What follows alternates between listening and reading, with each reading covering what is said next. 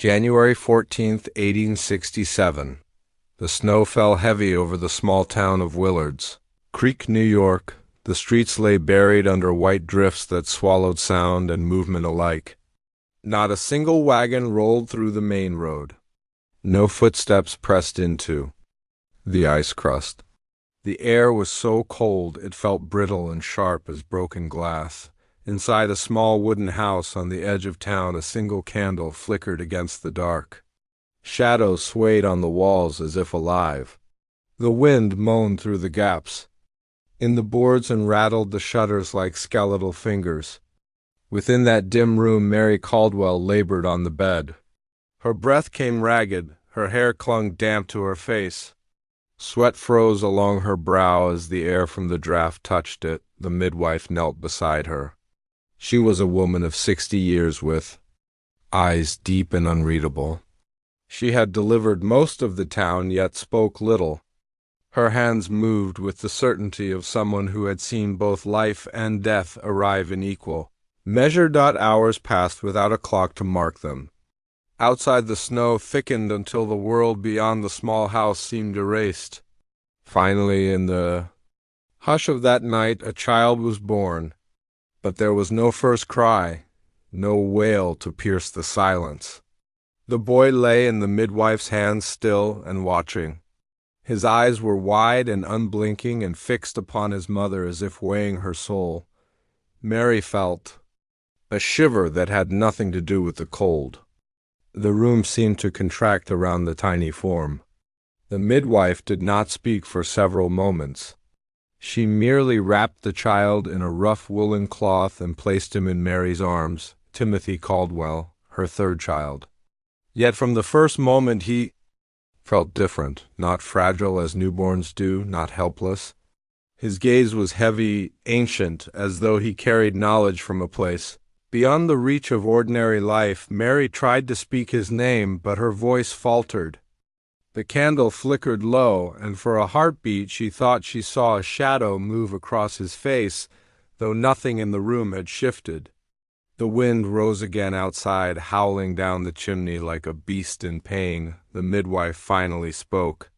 Her voice was low and even. "This one will not be like the others." She offered no further explanation. She gathered her satchel and left without ceremony, stepping into the snow as though the blizzard did not exist. Mary sat alone with her son. The older children slept in the adjoining room, unaware of the strange weight that had entered their home. She studied Timothy. His breathing was slow and deliberate, his skin pale, almost the color of the snow outside. When she touched his tiny fingers, they curled around hers with unexpected strength. The night deepened. Hours bled together. Each time Mary closed her eyes, she felt as though someone stood at the edge of the bed watching. Once she awoke to find the candle had burned out, though she had not seen it fade. The only light came from the faint silver glow of the snow through the window. Timothy lay awake, staring at her in that ghostly light dot by morning. The storm had not eased. Drifts piled against the door. The town lay silent and still. No visitors came. No word from neighbors. The world felt far away, as if Willard's Creek had been cut from the map entirely. Mary fed the baby, but he nursed with a strange patience. Not the frantic hunger of an infant, more like a quiet ritual. She found herself whispering to him without knowing why, telling him things she had never told anyone. It felt as though he understood, as though he listened. The days that followed were the same. Endless snow, endless silence, the air heavy with a presence that Mary could not name. The older children seemed uneasy around their brother. They would peer into his cradle and then quickly turn away. Sometimes they refused to enter the room at all. At night, Mary began to dream, dreams of black water beneath a frozen surface, of eyes watching her from beneath the ice, always the same eyes, the same unblinking gaze. When she woke, Timothy would be staring at her exactly as in the dream. A week passed before the storm broke. When it did, the town emerged blinking into pale sunlight. Neighbors came to check on the Caldwells. The midwife returned but said nothing of the birth, only glanced at Timothy once and then turned away. Some whispered that children born in the heart of a winter storm carried the spirit of the season itself. Others said nothing at all, but Mary felt the truth was neither of these. She had begun to notice small things. The way the baby never startled at sudden noises. The way animals grew quiet when she carried him outside. The way he never seemed cold no matter how icy the wind. That winter would be remembered for its long storms and its bitter nights. But in the Caldwell home it would be remembered for something else entirely, for the birth of a child who arrived without a cry. A child whose gaze felt older than the snow and deeper than the dark, and though Mary loved him with the fierce instinct of a mother, she could not shake the feeling that Timothy had not come from the same place as her other children, that he had stepped into her world from somewhere beyond, somewhere that even the midwife dared not name. The snow melted months later yet. The chill he carried never left the house. Weeks passed and Timothy never wept, not when hungry, not when cold, not even when he fell from a chair and struck the floor with a sound that made his older sister cry out in fright. He simply rose to his feet and looked at her as though the pain belonged to someone else. The townsfolk began to whisper. Some said he was a blessed child, a soul too pure for earthly suffering. Others claimed he was marked in some unseen way, that God's hand rested upon him for reasons no man should question. But Jacob Caldwell did not share their awe. He watched his son with a quiet unease that deepened with each passing day. Jacob was a man of the land. He trusted what could be touched and measured, and there was nothing in Timothy he could measure. The boy's eyes were not the eyes of a babe. They were the eyes of someone who had lived long enough to see the truth in people's hearts. One evening Jacob went to the church. The wind carried the bite of late winter, and the sky was heavy with cloud. Inside the sanctuary, the single lantern cast a dull glow over the pews. The priest sat at a small table with a ledger open before him. Jacob spoke without greeting. He watches, like he's waiting for something. The priest looked up. Waiting for what? I don't know. Jacob's voice was low. But it's not food. It's not comfort. It's not me. The priest closed the ledger. All children are mysteries in the beginning. Jacob shook his head. Not like this one. In the weeks that followed, Jacob tried to put the thought from his mind, but it returned each time he caught Timothy staring at the door as though expecting someone to enter. Each time the boy's gaze fixed on a shadow in the corner or a patch of darkness at the foot of the stairs. One night, Mary found Jacob sitting by the cradle long after the rest of the house had gone still. He had lit no lamp. Only the pale glow of moonlight spilled through the window. Jacob's face was unreadable. What are you doing? She asked. Waiting. He said. For what? For him to blink. She almost laughed, but something in his voice stopped her. She looked into the cradle. Timothy lay there wide awake, his eyes locked on Jacob. They did not shift. They did not close. The boy breathed in slow, deliberate rhythm. Mary told herself it was nothing, a trick of tired minds and too many nights without rest. But deep within she felt it too. That strange weight in the air when the child's gaze settled upon you, as though you had been seen through. And not just seen, but understood in ways you did not wish to be. Spring crept slowly into Willard's Creek. The snow thinned into black patches of earth. The river broke its ice and ran dark with meltwater. Yet in the Caldwell house the air seemed to hold the cold. Fires burned in the hearth, yet never seemed to warm the space fully. Visitors came less often. One afternoon the midwife stopped at the door. She did not enter. She asked only if the boy had spoken yet. Mary said no. The midwife nodded once as though that was the answer she had expected. Then she left without another word. By summer Timothy could walk. He moved with balance beyond his years. Sometimes Mary would find him standing at the far edge of the yard staring into the woods. She would call his name, but he would not turn until she came close. And when he did, his eyes would be darker than the shadows beneath the trees. Jacob grew restless. He began working longer hours in the fields. Yet even there he could feel the weight of those eyes. He would look toward the house and think he saw Timothy at the window watching. The priest visited once more. He spoke to Jacob in the barn away from Mary's hearing. He said the boy was quiet, too quiet. He said there were stories in the old books of children born without a cry who lived without tears. Children who watched the world but did not belong to it. Jacob asked what became of them. The priest did not answer. One night a storm broke over the town. Rain hammered the roof and the wind bent the trees until they groaned. In the heart of the storm, Jacob woke to find Timothy standing beside the bed. The boy's face was calm. He reached out a hand and pointed toward the window. Jacob rose and looked out. Across the yard at the edge of the woods, a figure stood in the rain. It did not move. It did not flinch from the wind. It stood as still as stone. When Jacob turned back, Timothy was already walking toward the door. Mary slept on as though nothing stirred in the room.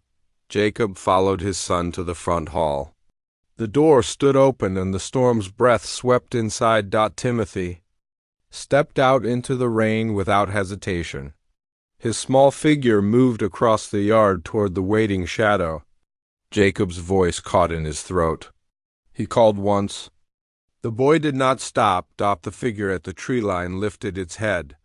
In the flash of lightning, Jacob saw its face, or rather the absence of one. Smooth, pale skin where eyes and mouth should have been. The thunder rolled and the figure was gone.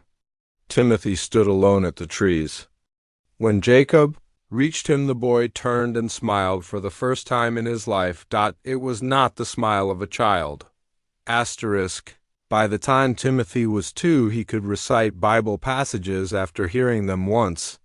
He spoke the words with perfect cadence and tone, as though they belonged to him. Mary sat in the rocking chair one evening and listened as her son repeated an entire chapter from the Gospel of John, without pause or error.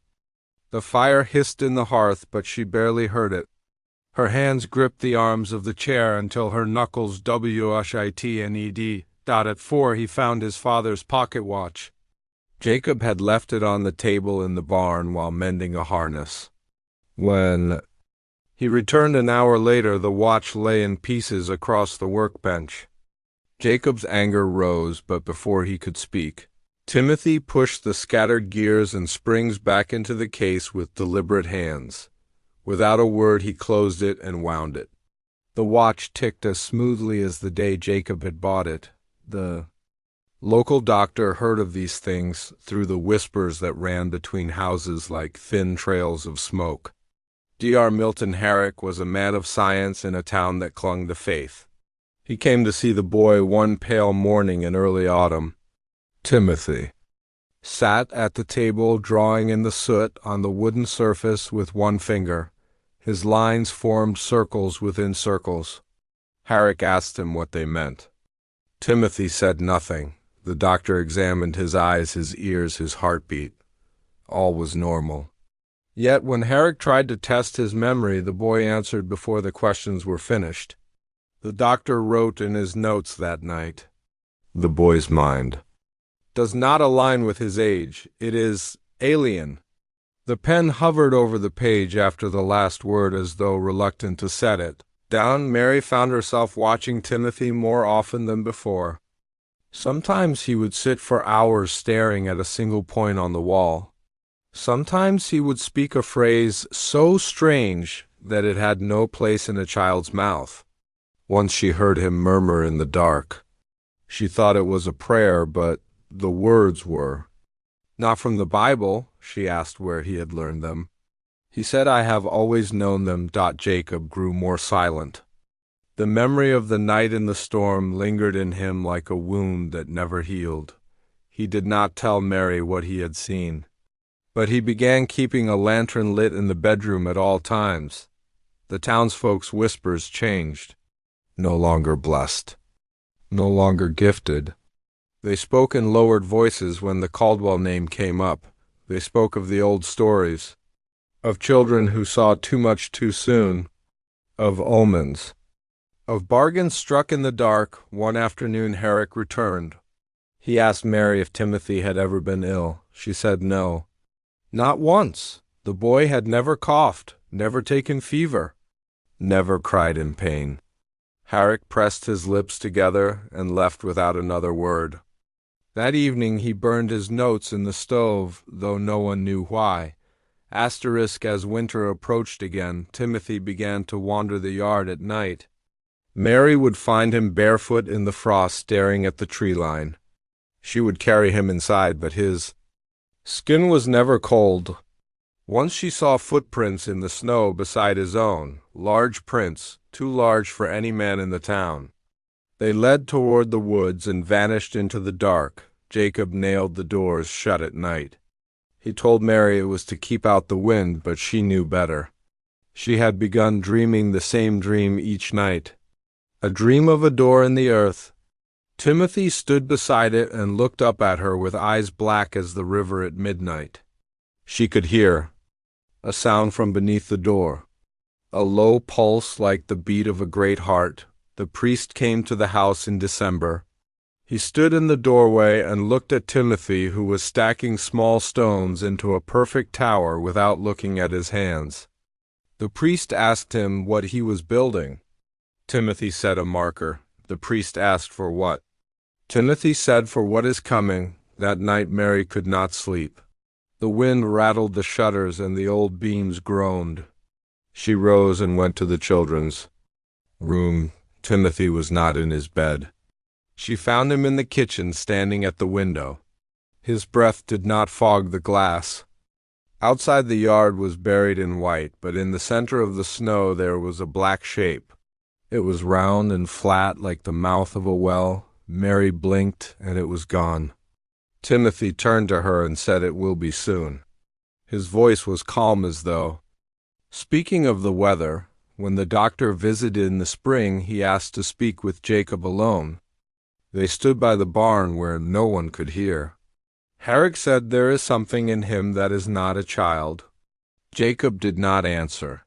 Herrick said, "If it grows, it will not belong to you, or to this place."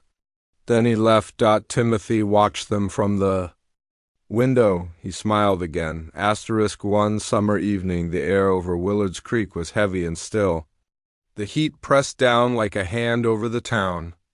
The sky glowed faintly with the last light of day, and the streets were quiet except for the occasional bark of a dog in the distance. Mary Caldwell stood at the kitchen table shelling peas when it happened. The lamps in the house dimmed and then went out. She struck a match, but it fizzled and died before the flame took hold. In the next room the clock stopped with a hollow click. She stepped outside and saw neighbors in their yards holding lanterns that refused to light. The blacksmith stood in the road holding his watch and shaking it. The hands lay frozen. In the telegraph office the machine sat dead, though the key had been tapping only minutes before.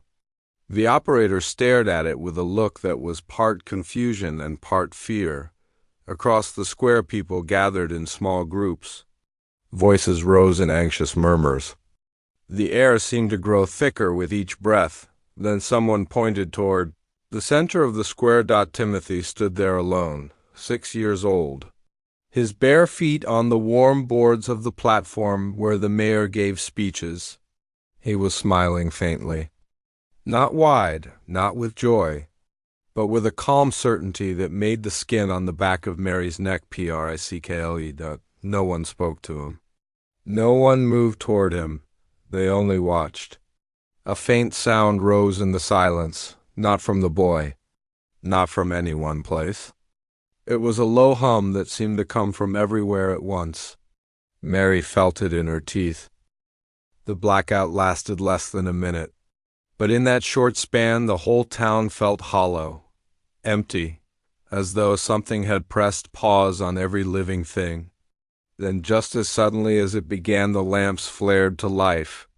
The clocks began ticking. The telegraph key chattered again. Timothy turned and stepped down from the platform.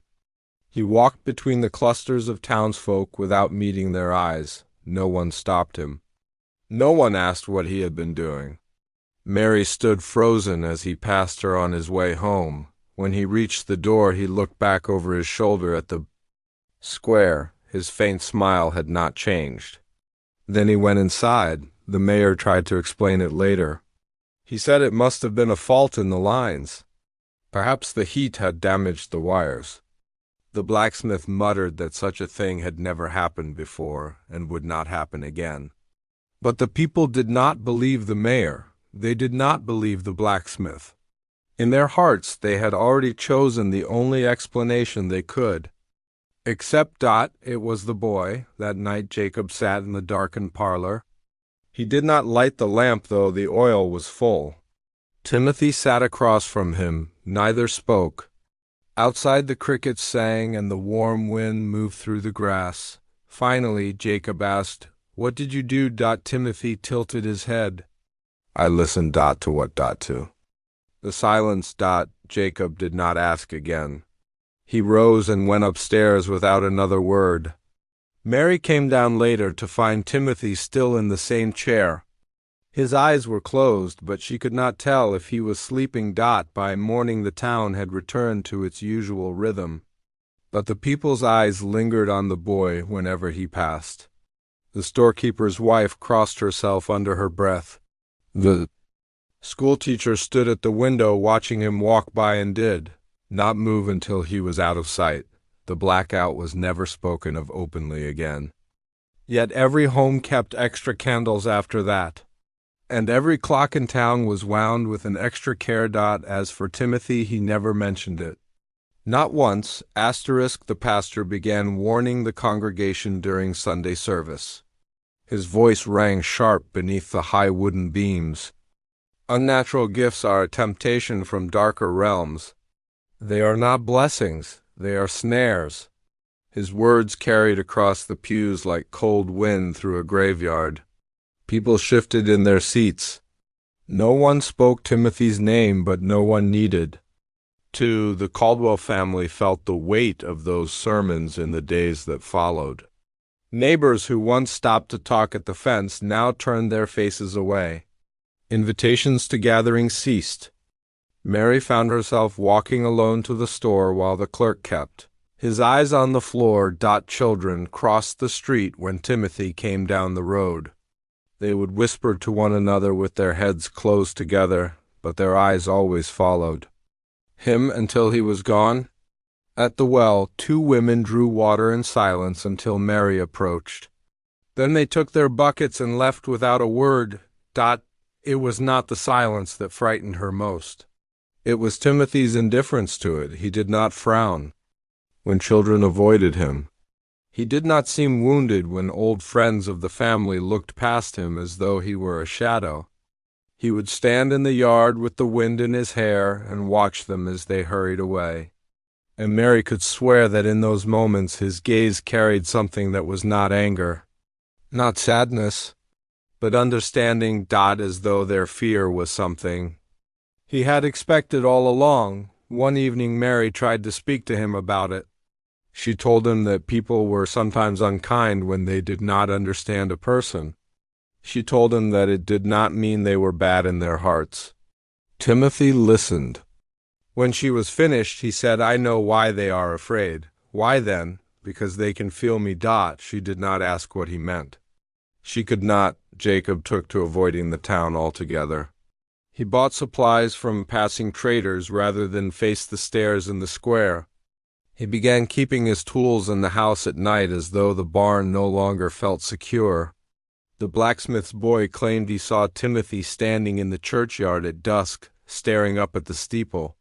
The boy swore the church bell rang, though the Rope had not been touched. The pastor's warnings grew sharper. He spoke of trials, of tests, of the need to cast out what does not come from the Lord. Some listened with unease, others with grim resolve. Mary feared the day would come when words would not be enough for them. One night she awoke to the sound of movement outside. She rose and went to the window. Timothy was standing in the yard. His face was turned toward the dark outline of the church on the hill. The wind stirred the grass around his bare feet, yet he stood unmoving. She called his name, but he did not answer. He only turned his head slightly toward her. The moonlight caught his eyes, and they seemed to hold more light than the night around them. When he came inside, he said nothing. He climbed into bed and closed his eyes. Mary lay awake long after listening to the slow, even rhythm of his breath. The next morning, the pastor was seen walking the road past the Caldwell house. His gaze lingered on the windows. His lips moved as though in prayer, and Timothy stood behind the glass watching him go. One afternoon Mary went to the barn to fetch kindling. The air inside was thick with the smell of hay and dust. Light streamed through the cracks in the boards in narrow, pale shafts. She expected to find it empty. Instead, she saw Timothy sitting on an overturned bucket near the workbench. Before him lay a dead raven. Its black feathers were dull. Its wings stretched limp. Across the wood, in Timothy's hand, was a butter knife. He moved it slowly and carefully. His small fingers guided the blade along the body as though tracing a pattern he already knew. Mary froze in the doorway. The boy did not look up. "What are you doing?" Studying it. Her voice caught. "Why, to see where the power lines are." The words were spoken plainly, without excitement or fear, as if it were the most natural thing in the world. Mary stepped closer. She saw that the cut was shallow, not the work of cruelty. There was no tearing or careless damage. Each motion of his hand was measured. He pushed aside the thin layers of muscle and pointed to faint threads running through the wing. "These are the lines." She could not answer. When she took the knife from him, he did not resist.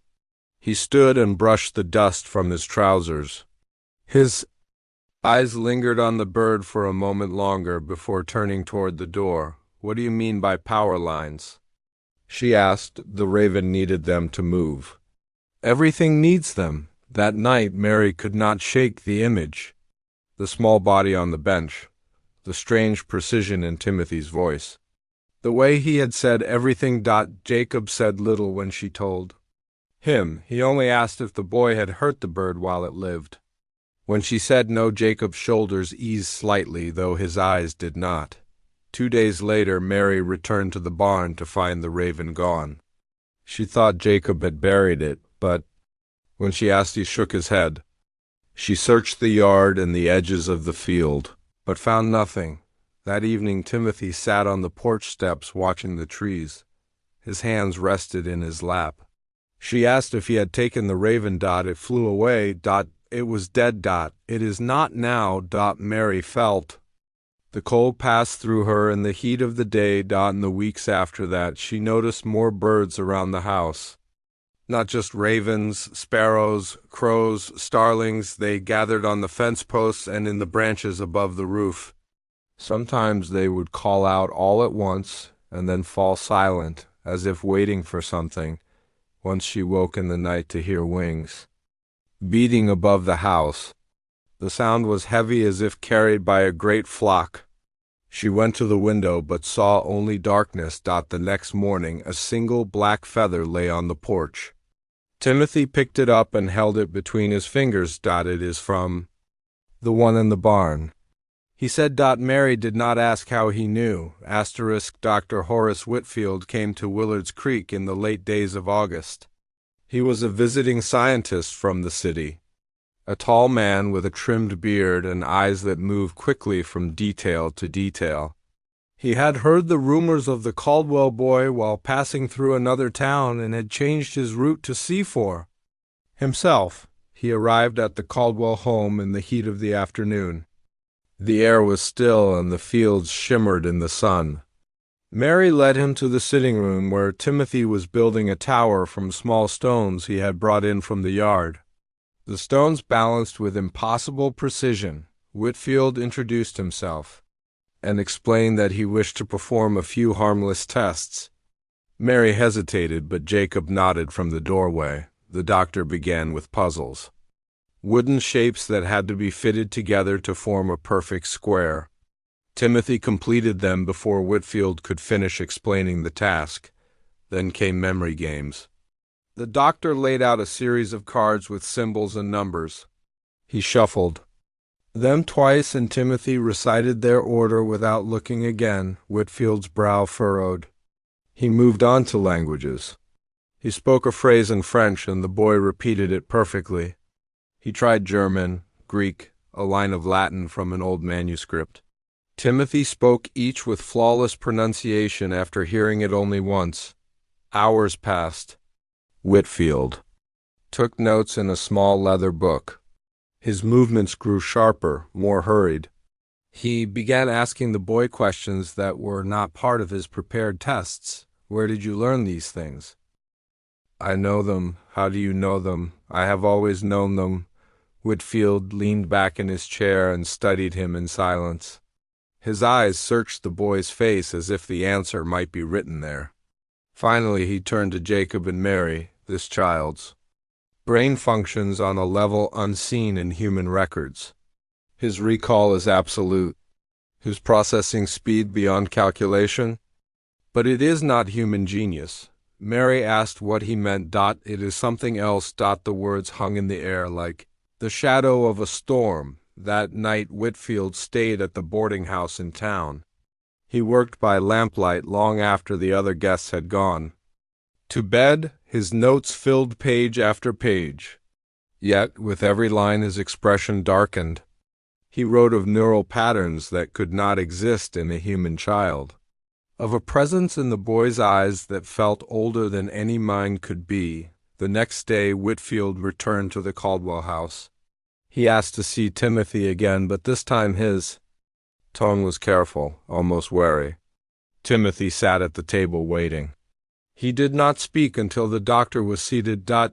You want to know where I come from? Whitfield's hand froze on his notebook. Yes. Timothy leaned forward. You would not understand. Try me. The boy smiled faintly. You will, but not yet. Whitfield left before evening. He walked quickly through the streets with his case under his arm. When he passed the church, the pastor stepped out to speak with him. The doctor shook his head and kept walking. That night he boarded the last carriage out of Willard's Creek. He did not leave a forwarding address. In the autumn of 1875, the leaves turned early. The air carried the scent of damp earth and wood smoke. Timothy was 8 years old. He had grown taller, but his gaze had not softened. One morning he was gone. Mary called for him in the yard. She searched the barn and the fields. Jacob checked the riverbank and the fence lines. There was no sign. By evening the news had reached the whole town. Men gathered with lanterns and rifles. The pastor offered a prayer before they set out into the deep woods. The search lasted 3 days. They followed no trail because there was none. No footprints, no bent grass, no broken branches. The ground in the woods lay undisturbed as if no living thing had passed that way in years. The men spread wide through the forest. Their voices echoed between the trees, but nothing answered. At night, the searchers returned to town with their lanterns swinging low. The air was heavy with the thought that the boy had been taken by something not of this place. Mary did not sleep. She sat by the front door with a blanket around her shoulders, listening to the wind move through the dark. On the 4th morning, she opened the door, and there he was, standing on the step, his clothes untouched, no dirt on his boots, no leaves in his hair. His skin was warm, though the morning carried a bite of frost. Where have you been? She asked. He looked at her with that same unreadable calm. "I went where the noise sleeps." She did not understand. She did not ask again. She brought him inside and gave him bread and milk. He ate slowly, as though days had not passed without food. Jacob came in from the barn and stopped in the doorway when he saw him.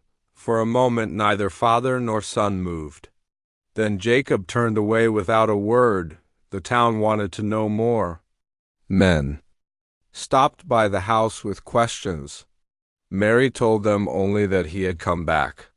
The pastor pressed her in the square, but she would not repeat the boy's words. She could feel their weight even in her own mind. At the schoolhouse, Timothy returned to his seat as if nothing had happened. The other children watched him with wide eyes. None sat near him. The teacher asked where he had gone. He said nowhere. She did not ask again. That night Mary found him sitting at the window staring out at the trees. The moonlight silvered his face. She asked if he was all right. He said, "I am better now." In the days that followed, Timothy seemed changed, though she could not say how. He spoke less. When he did speak, his words carried a strange precision, as though each had been chosen long before he said it. Sometimes she caught him listening to something far away. His head would tilt slightly, and his eyes would narrow as if he could hear a sound hidden from everyone else. The pastor began preaching more often about the wilderness, about how the woods held things meant to be left alone. He warned that those who went too far might not return the same. The people listened, and many looked toward the Caldwell house as they left the church. Mary kept her own counsel. She did not tell them that when Timothy had slept the first night after his return, he had whispered in his dreams. The words were soft, but she caught them. They were not in English. And when she wrote them down, the letters seemed to shift on the page, asterisk as. The first frosts came to Willard's Creek. Timothy began to draw. At first it was only lines in the dirt with a stick. Then it was charcoal on scrap paper. Soon every flat surface in the house seemed to bear his marks. Spirals that wound inward until the eye could not follow them. Grids of perfect squares crossed by slanting lines. Curves that met at sharp angles to form shapes Mary had never seen before. One afternoon she found him at the kitchen table with a sheaf of butcher paper.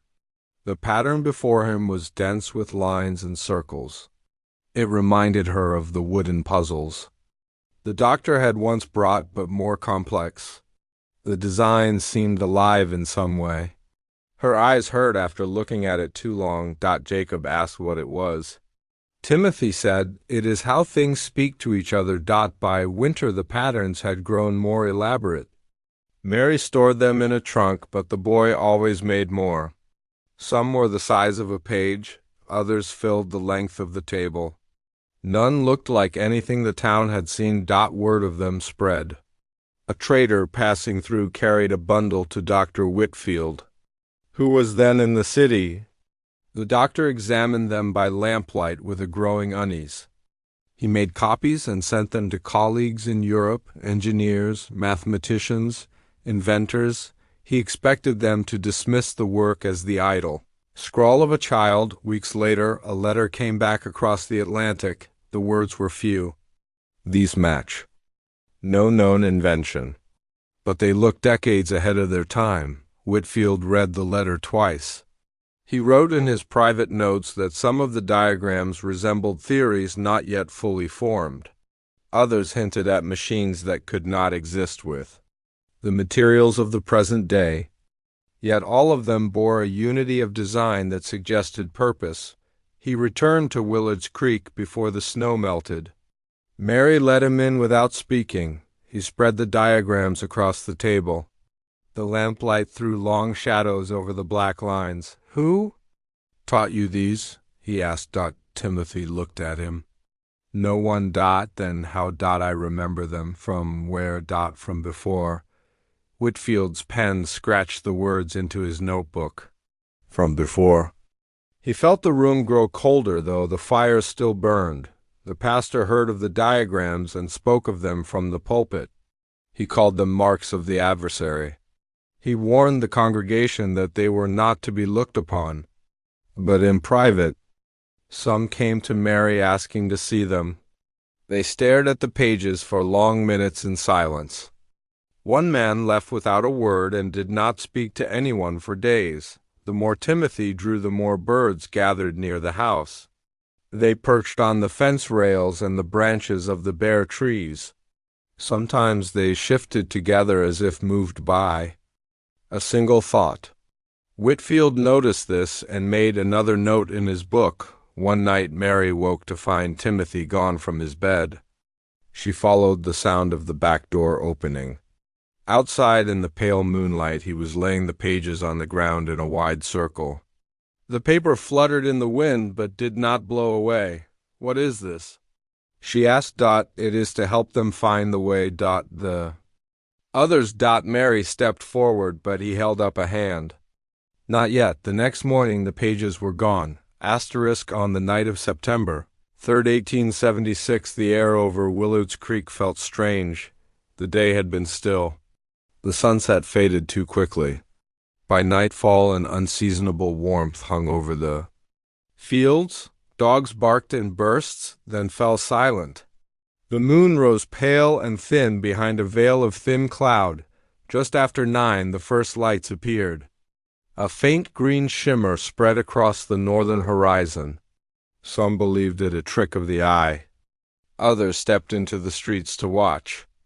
The glow deepened and shifted. Yellow and blue threads ran through it. Then the sky began to swirl. The colors moved in slow spirals. They twisted inward to a point no one could see. Farmers on the outskirts swore the air hummed. A steady tone that settled into the bones. The pastor's wife fainted on her porch. Children clung to their mothers. A few men claimed it was the northern lights, but the almanac held no such prediction. And no one had seen them so far south in living memory. In the Caldwell yard, Timothy stood barefoot on the damp grass. His head was tilted back. His eyes reflected the shifting lights. His arms were raised not in prayer but in some deliberate stance. His lips moved. The words that came were not English. They were not any tongue the townsfolk knew. The syllables bent and rolled in ways that made the listeners uneasy. Mary called to him, but he did not respond. She stepped closer and felt the ground vibrate beneath her bare feet. The hair on her arms rose. She touched his shoulder. His skin was warm as if from fever. His voice did not falter. From the street a group had gathered, Whitfield among them. He held a notebook but did not write. He only listened. Later he would admit that certain sounds in the boy's chant made him feel as if his own thoughts were being pushed aside. Above them the swirl in the sky widened. Colors deepened into reds and violet. A pale shape flickered at the center like the hint of something vast moving behind a curtain. Then without warning the lights flared white. Every lamp in the town guttered out. The darkness was total but for the glow in the heavens. The hum in the air grew louder. Glass rattled in windows. Somewhere a horse screamed. Timothy's voice rose until it was almost a shout. The strange language poured from him in a torrent. His breath never caught. His body did not shake. He stood as still as a statue. The swirl above slowed. The colors dimmed. The white flare collapsed into a single point. For an instant it seemed to hang just above the tree line behind the Caldwell house. Then it vanished. The lamps and lanterns flickered back to life on their own. The hum was gone. The air felt colder. Timothy lowered his arms. His eyes were dark and steady. He looked not at Mary, nor at Whitfield, nor at the crowd. He simply walked past them into the house. No one stopped him. Later that night the town gathered in the church. Some spoke of omens, others of judgment. Whitfield said nothing. He studied the faces around him. All bore the same unease. Not fear of what had been, seen but of what might yet come. The next morning Mary found Timothy at the kitchen table with a fresh sheet of paper.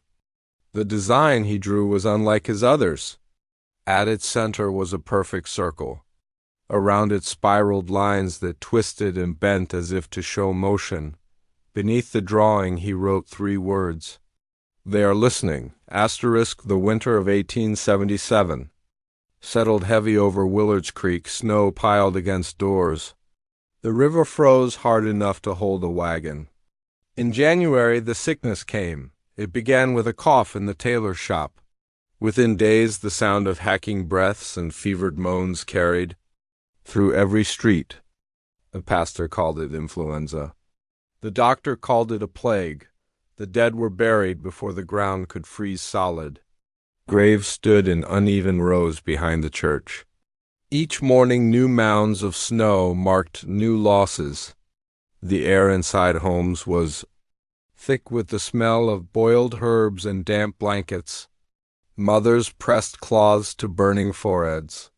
Fathers shoveled paths to the homes of the dying.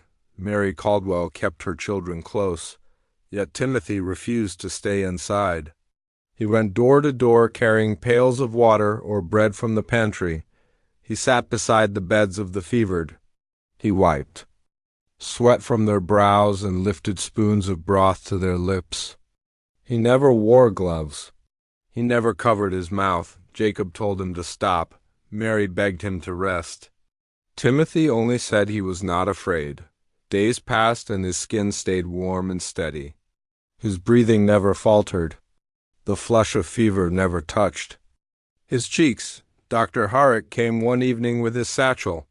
He examined Timothy in the lamplight. He listened to his chest. He felt the boy's pulse. It was strong and even. The doctor leaned back and frowned. His voice was low. "It is as if his blood resists the world." Timothy smiled. His eyes glinted in the shadow of the lamp. "It is not my world to fear." That was all he said. The sickness raged on. Whole families vanished from their homes. The bell in the church tower tolled more often than the hour. In the schoolhouse benches sat empty. At night the wind carried the sound of muffled crying. By February the snow began to melt, but the sickness did not fade. Dr. Herrick tried new remedies: hot mustard plasters, vinegar tonics, strong doses of laudanum. None of it stopped the death. Only one thing was certain. No matter how close Timothy came to the sick, no matter how long he stayed in their homes, he did not weaken. Rumors began to spread. Some said the boy was blessed. Others whispered that he was cursed. A few claimed the sickness itself avoided him. As if in fear, the pastor warned the congregation to beware unnatural protections. Jacob Caldwell stopped attending services after that. One night Mary found Timothy sitting alone at the table. A single candle burned between them. His hands rested on the wood. His eyes stared at the flame. She asked why the sickness did not touch him. He did not look at her. He only said that the body is a gate and some gates do not open for what is not meant to pass. Mary shivered, though the air was warm. She blew out the candle and sent him to bed. But long after the house was quiet, she sat in the dark thinking of his words. By the first week of March the outbreak burned itself out. Survivors emerged pale and thin. Fresh graves dotted the hill. Life returned, but slower and quieter.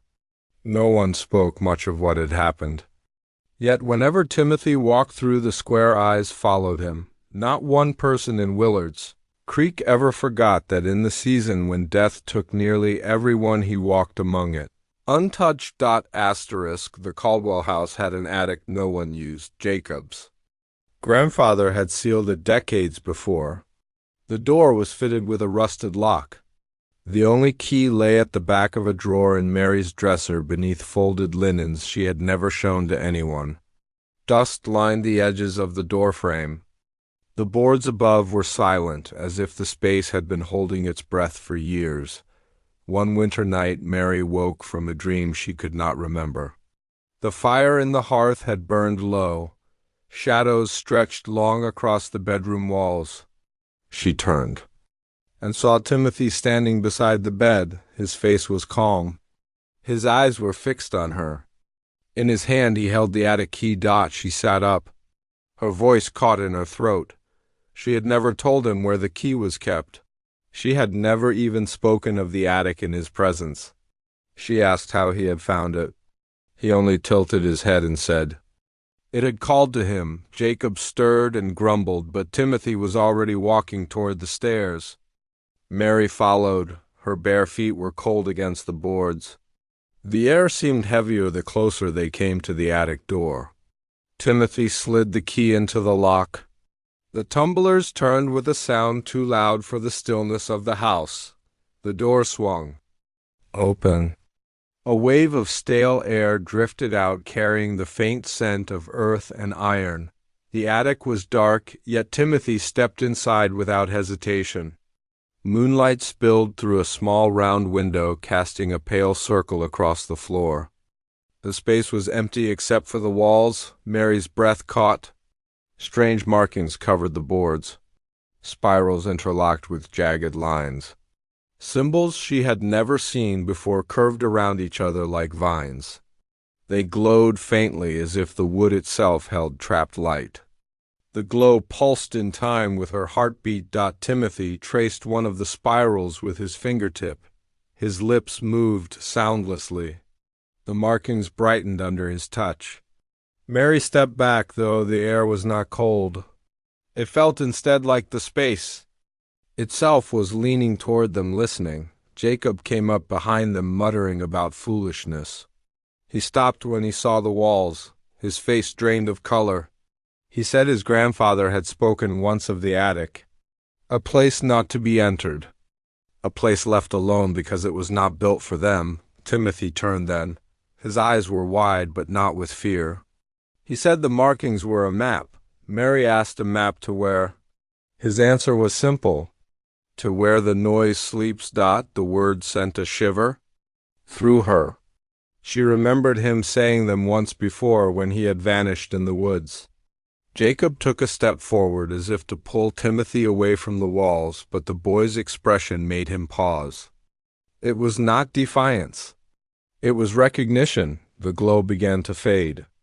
The symbols dimmed until the attic looked like nothing more than bare wood. Timothy set the key on the floor and walked past them without another word. He went down the stairs and disappeared into his room. Mary and Jacob stood in the silence of the attic. The stale air seemed to press against their skin.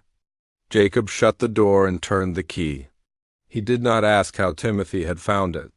He only said they would not speak of this again, but Mary knew the boy would return. She had seen it in his eyes. The attic had been waiting for him. In the early months of 1878, the snow was still deep around Willard's Creek.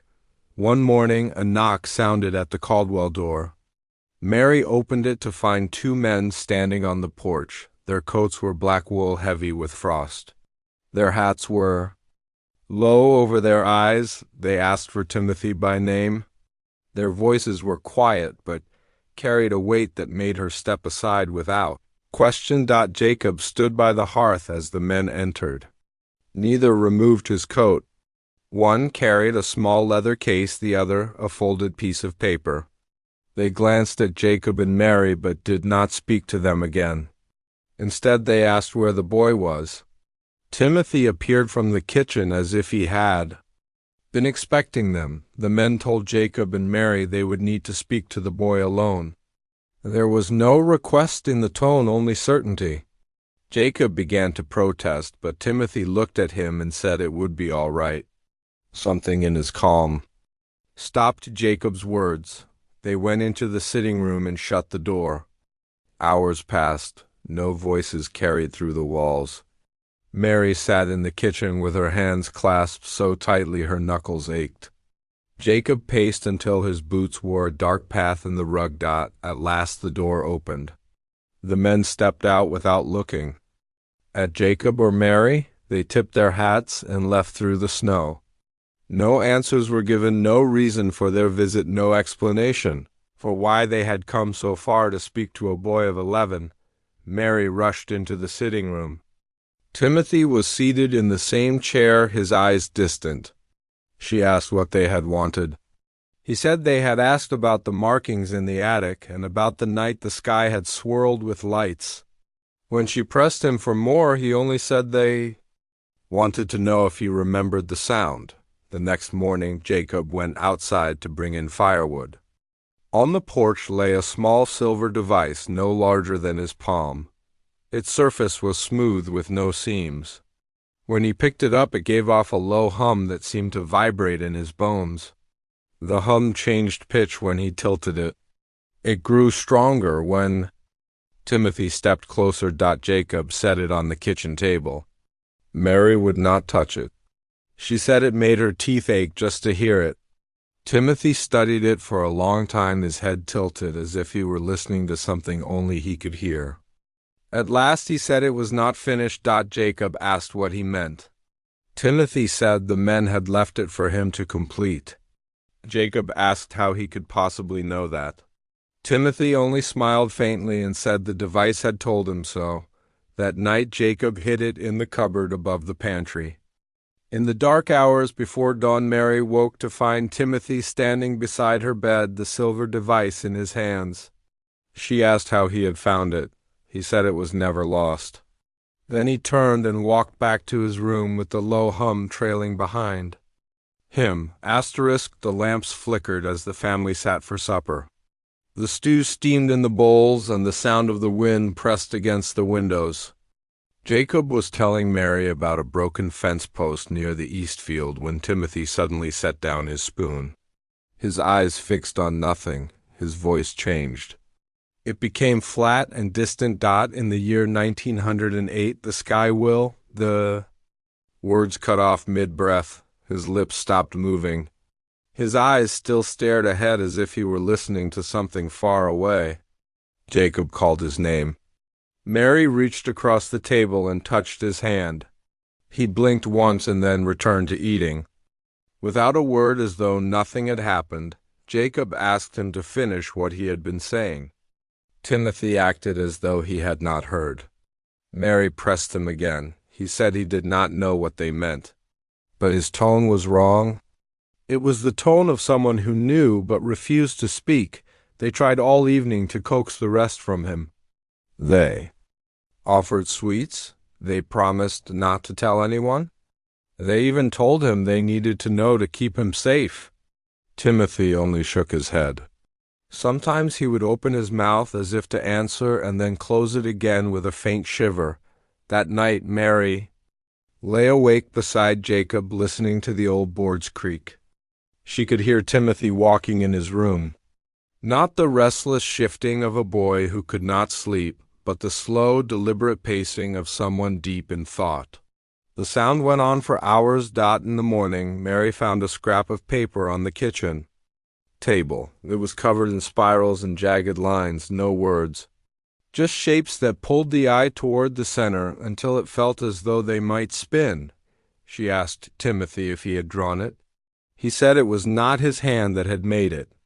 When she asked whose hand it was, he only replied that it was not a hand at all. Over the next days, Jacob caught Timothy staring at the sky at odd hours.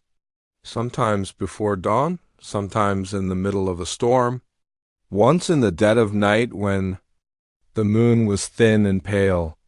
Each time his expression was the same, not wonder, not fear, but recognition. Jacob began to write down the date and the fragments of the moment at supper. He did not know why he chose to keep a record. He only felt that one day it might matter. Timothy never again attempted to speak of the year.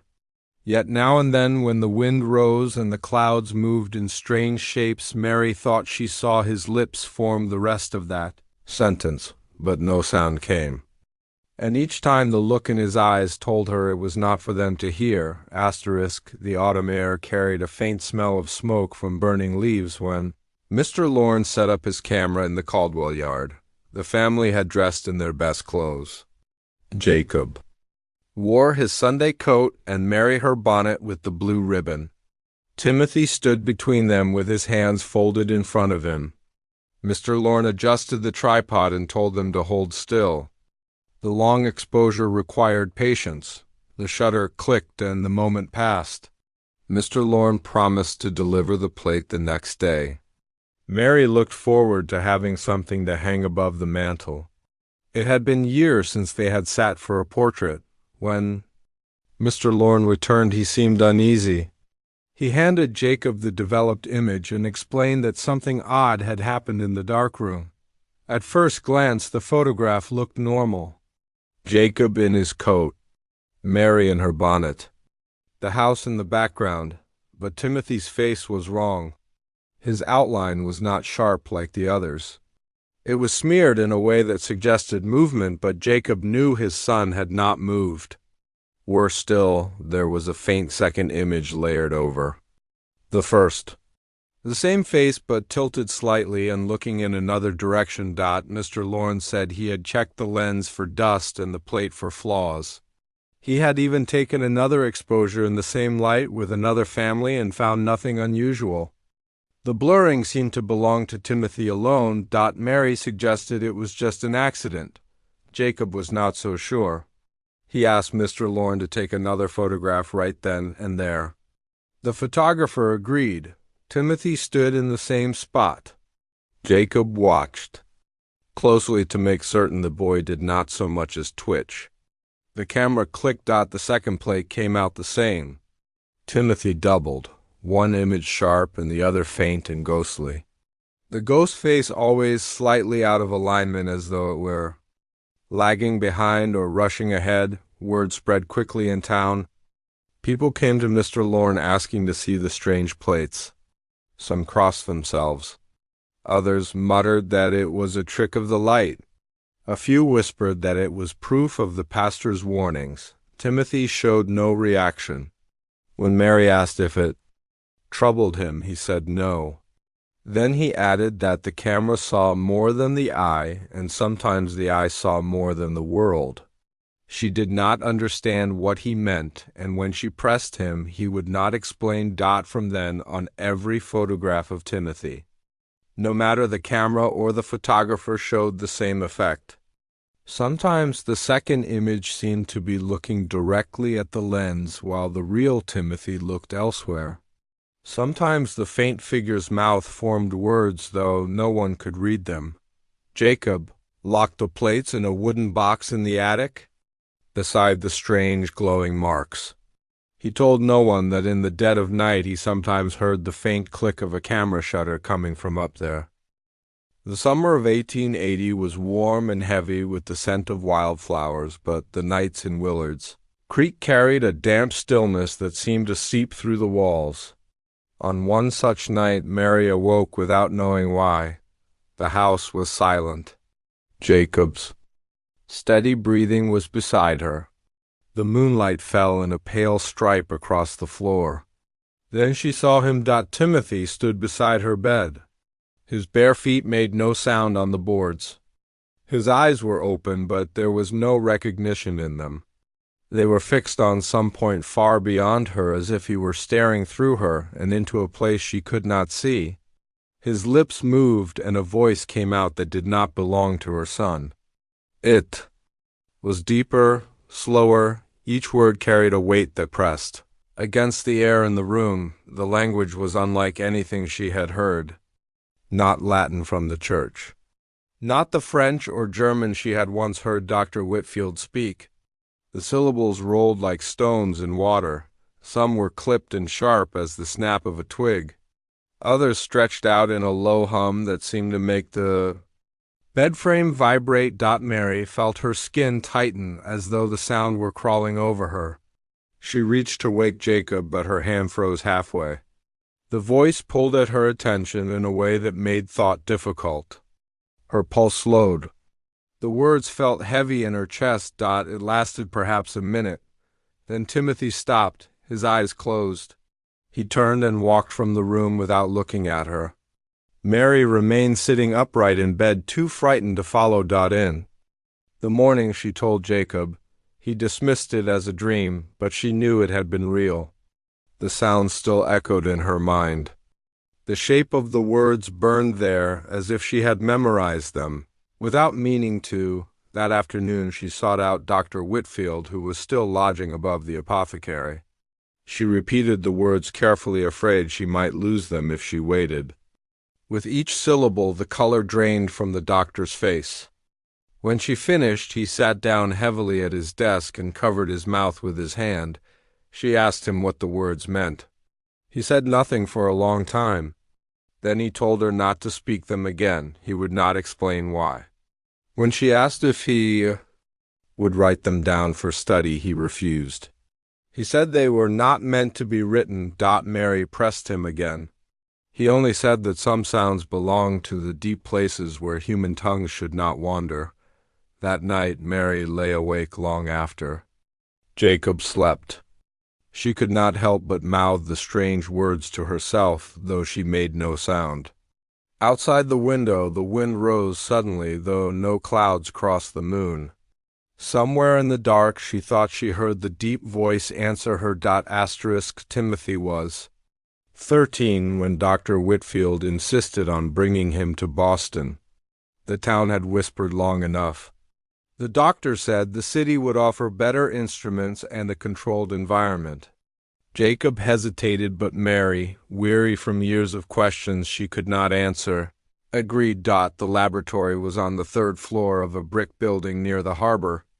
It smelled faintly of oil and salt water. The walls were lined with shelves of glass, jaws and brass devices. Strange coils of copper wound into tight spirals. Large tables held instruments with dials and needles that quivered at the slightest touch. Dr. Whitfield began his tests the first morning. Electrodes, thick as coins, were fixed to Timothy's temples with straps of leather. The boy sat quietly, hands folded in his lap, eyes following the doctor's every move. The machines hummed as fine needles traced ink lines across long rolls of paper. The readings puzzled Whitfield. They did not spike like a normal brain under stress, nor flatten in rest. They moved in layered rhythms that seemed to overlap. Day after day the doctor tried new tests, light flashes, complex puzzles, words in forgotten tongues.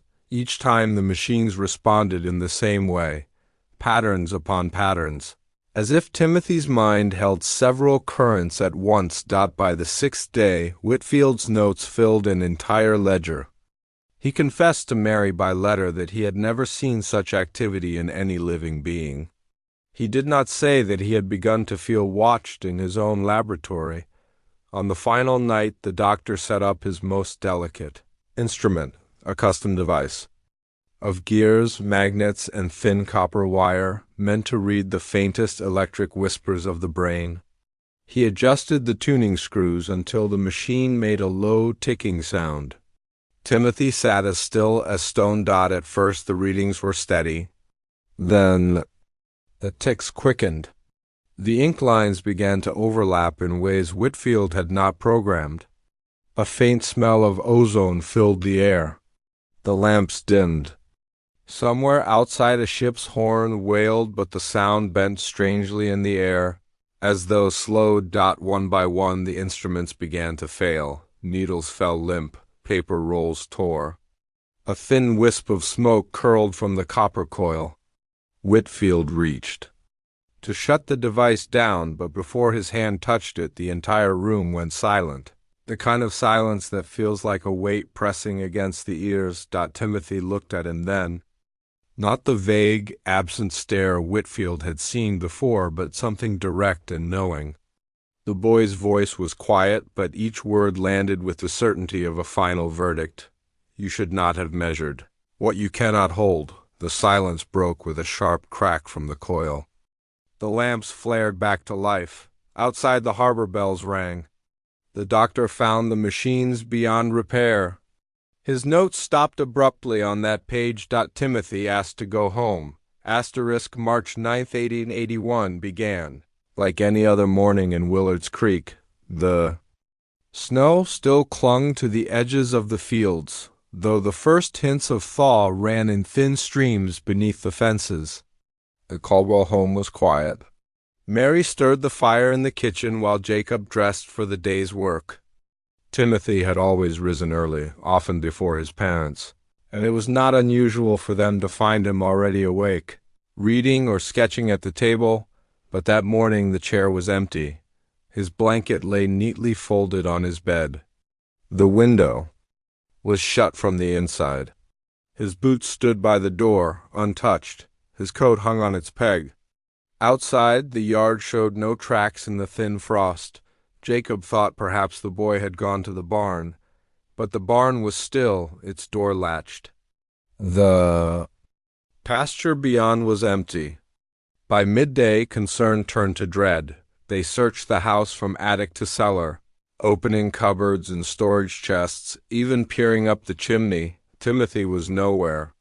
The only thing out of place was on the kitchen table, the small silver device left by the Washington men years before. It pulsed with a faint hum that seemed to come from nowhere and everywhere at once. Its surface was warm to the touch, though the fire had not yet been lit that morning. By evening, the neighbors had joined the search. Lanterns swung in the cold air as men combed the woods and fields. They followed the frozen creek for miles in both directions. Dogs were brought from the next town over, but they could find no scent. The days became weeks. The snow melted and spring rains turned the ground to mud. If Timothy had walked away barefoot, his tracks should have been found somewhere. None were. There was no torn cloth on the brambles, no strand of hair on the fence posts. It was as though the boy had been lifted whole from the world. Dr. Whitfield came from Boston when he heard. He examined the device, listening to its low, steady hum. He would not touch it for long. When Jacob asked what he thought it was, the doctor only said, "It is not a thing made for our hands," and pushed it back across the table. The search parties thinned as the weeks dragged on. Some said Timothy had drowned in the river and been carried away by the current, though no body was ever found. Others whispered he had gone into the woods to meet whatever had taken him years before. When he vanished for 3 days. By midsummer, the official search was over. The Caldwells kept the silver device in the cupboard, wrapped in cloth. At night, Mary swore she could hear it faintly through the walls, the hum rising and falling as though it breathed. Jacob stopped attending church. The pastor spoke of accepting God's will, but Jacob could not bring himself to believe Timothy's fate had been in God's hands. The years moved on. The barn fell into disrepair. The fields grew wild. The house stood quiet except for the hum in the cupboard. Then one winter evening, nearly 5 years after his disappearance, Mary was alone in the kitchen when she heard the hum grow louder. She unwrapped the cloth. The device glowed faintly, the light running in slow circles across its surface. She swore she heard footsteps upstairs, slow, deliberate. Bare against the floorboards, when she ran to look, the rooms were empty. But on Timothy's old bed lay a single smooth stone, wet with melted snow. It was the morning of February 12, 1889. When the letter arrived, Mary was sweeping the front porch when the postwriter came up the lane, a dusting of frost still clinging to his coat. He handed her the small envelope without a word, just a curious glance, as if he sensed something unusual about it. The paper was yellowed, worn at the edges, as though it had traveled far and long. Mary's hands trembled the moment she saw the writing. The slope of the letters, the careful loops, she would have known it anywhere. It was Timothy's, not a childish scrawl, not the neat penmanship he had been taught at the local school, but something in between, like his hand had aged in. Ways his face never could. She went inside, set the broom down, and sat at the kitchen table. Jacob was out in the far field, mending a fence, and she hesitated to call him. Part of her wanted to read it alone, to hold the moment without interruption. The envelope was unsealed. She slipped the paper out. A single sentence stood in the center of the page. I am where the noise sleeps. I am learning. No salutation, no signature. Nothing else. Her eyes darted to the postmark, but the ink was smeared into a gray blur. The town name was unreadable. The date was only half legible, a 9 at the end, the rest lost to the smudge. The stamp itself was unfamiliar, bearing no country's insignia she recognized. She read the line again and again. The words seemed to breathe in the space around her like they carried their own quiet pulse. Where the noise sleeps. The same phrase he had spoken as a child when he returned from his 3-day disappearance in the woods. But now it was paired with something more unsettling. I am learning. Learning what? From whom? The silver device in the cupboard hummed faintly, though she had not touched it in months. She found herself walking to it, almost against her will. The hum seemed to sync with her heartbeat as she unwrapped the cloth. For the briefest moment, she thought. She saw symbols crawling faintly across its surface, not letters, not numbers, but shapes that seemed to twist and reform before her eyes. Then they vanished, and the surface was smooth again. By the time Jacob returned home, Mary had folded the letter and placed it in the drawer beside the device. She told him only that a letter had come, but not from whom. She feared what he might do if he knew. Jacob had long ago buried his grief under a layer of silent resentment toward the boy, or whatever he believed had taken his son's place. That night, Mary lay awake, staring at the ceiling, the letter's words circling her mind. The hum in the cupboard had stopped entirely, leaving the house in a silence so deep it felt unnatural. She thought of Timothy's eyes, the unblinking gaze he'd had even as an infant. She thought of his strange drawings, his whispers under the swirling lights in the sky, the blurred photographs. Somewhere, out beyond the edge of what her mind could bear, Timothy was still alive, still learning. And the place where the noise sleeps was not a grave, nor any earthly home. She did not sleep at all that night. By the turn of the century, Timothy Caldwell's name had drifted out of the daily conversations of Willard's Creek and into the half-lit realm of folklore. He became a fireside tale for restless children, a whispered warning for those who wandered too far into the woods at night. Some swore he had been taken by angels, that his strange gifts were divine, and when his purpose was fulfilled, heaven reclaimed him. Others claimed the opposite, that he was never truly human at all, but a thing wearing the shape of a boy, an experiment escaped from some secret government project, or an intelligence beyond the stars. In the local tavern, old men would lean close to young ears and tell of the night the sky above the town swirled with lights, or of the day the clock stopped and the air went heavy, and how a 6-year-old boy had simply stood there, smiling faintly. They spoke of the photographs, always blurred, always doubled, and of the silver device that no one could explain. With each telling, the facts grew softer around the edges, replaced by conjecture and embellishment. The raven in the barn became a crow the size of a hawk. The Washington men in dark coats became pale strangers in wide-brimmed hats. Yet the core of the story, the disappearances, the strange designs, the unnatural calm in the face of fear, remained untouched. Outside Willard's Creek, the tale lived on in a more clinical form. The scientists who had examined Timothy, men like Dr. Horace Whitfield, had long since died, but their notes remained, locked away in dusty drawers and forgotten archives. In 1903, a young historian cataloging the private papers of a Boston research institute found a slim, leather-bound folder labeled simply, Caldwell.